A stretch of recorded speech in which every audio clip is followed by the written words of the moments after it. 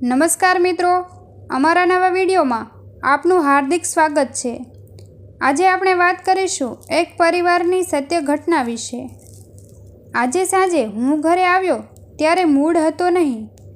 મારા ચહેરાની ગંભીરતા જોઈ પ્રથમ મારા પપ્પાએ પૂછ્યું, બેટા તારી તબિયત તો સારી છે ને?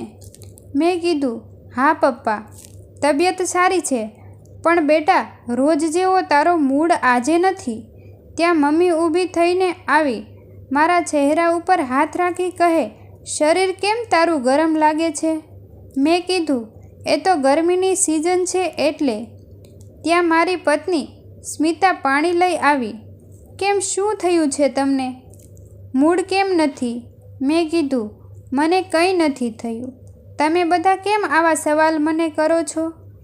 પિન્ટુ તેના રૂમમાંથી બહાર આવ્યો, શું થયું છે પપ્પાને? બધા સોફામાં ગોઠવાઈ ગયા। મેં દરેકના ચહેરા સામે વારાફરતી જોયું, દરેકના ચહેરા ઉપર મારી ચિંતા હતી। મેં કીધું, જુઓ, ચિંતા જેવું કંઈ નથી। મારી ઓફિસમાંથી 10 વ્યક્તિને છૂટા કર્યા છે, તેમાં એક મારું નામ છે। પપ્પા બોલ્યા, બસ બેટા, આવડી વાતમાં ચિંતામાં પડી ગયો? તારો બાપ બેઠો છે, ત્યાં સુધી ચિંતા કરવાની ક્યાં જરૂર છે? તે તારા સાહેબને કીધું નહીં? નોકરી મારી જરૂરિયાત છે, મજબૂરી નહીં। બોલો, કાલથી કે આજથી મારે બંધ થવાનું છે। યાદ રાખ બેટા, કમજોર સમય હોય છે, પરંતુ માણસ નહીં। આજે તકલીફ જે વધારે લાગે છે, પરંતુ કાલે કામયાબી પણ મોટી મળશે। માટે આશા જીવંત રાખવી। મહેનતનું અને ઈમાનદાર વ્યક્તિના દરવાજા ખોલવા માટે નસીબ પોતે તત્પર હોય છે। સમજ્યો? મમ્મી બોલી, બેટા ખાનગી નોકરીમાં આવું બધું ચાલ્યા કરે, તેમાં ચિંતા શું કરવાની? પણ પપ્પા, તમે આપણા સ્થિર ખર્ચ તો જાણો છો। અચાનક તેને મેનેજર કરવા તો શું થઈ ગયું? પપ્પા બોલ્યા। ત્યાં પિન્ટુ બોલ્યો, પપ્પા, હવે તો હું પણ નોકરીએ લાગી ગયો છું। આમેય તમે થાકી ગયા છો, જાતે નિવૃત્તિ લ્યો એવા છો નહીં, એટલે VRS મળ્યું એમ સમજો।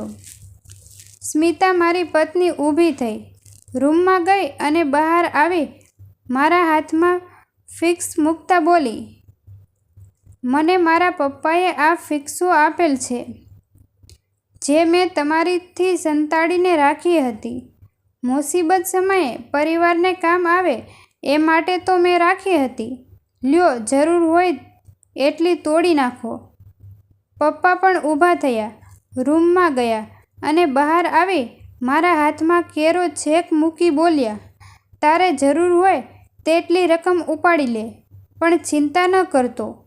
પપ્પા મારા માથે હાથ ફેરવીને બોલ્યા, બોલ બેટા, તું કહે તો આપણી ગામડાની જમીન વેચી મારું, એટલી મોટી રકમ તારા હાથમાં આવશે કે બેઠા બેઠા તું અને તારો પિન્ટુ જલસા કરશો?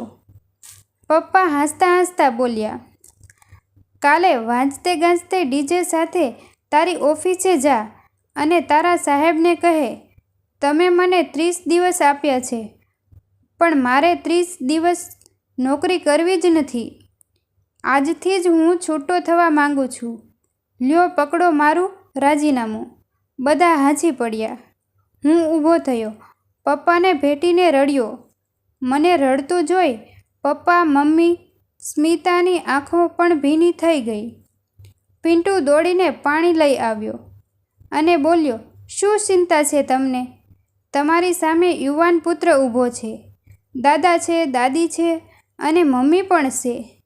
સ્વસ્થ થઈને મેં મારી બેગ ખોલી, અંદરથી એક કવર ખોલી કંપનીએ મને આપેલ લેટર કોર્નર પર પધરાવેલ ભગવાન કૃષ્ણ સામે જોઈ મનોમન વંદન કરી।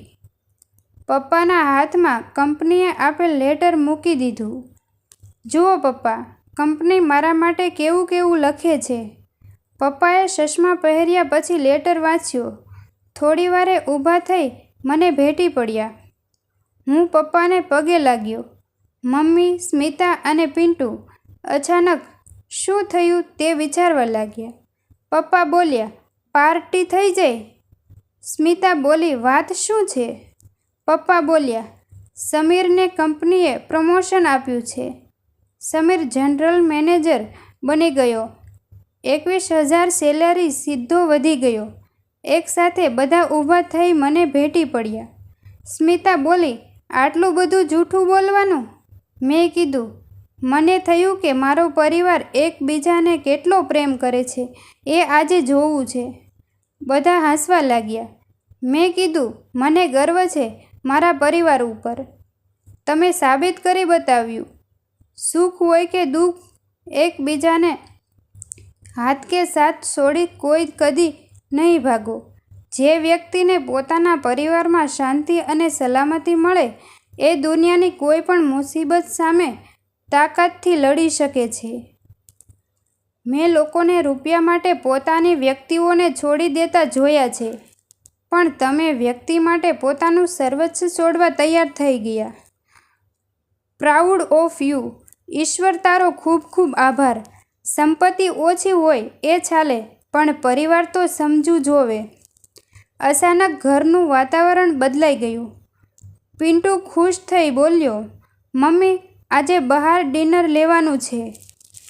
માર રસોડાને તાળું.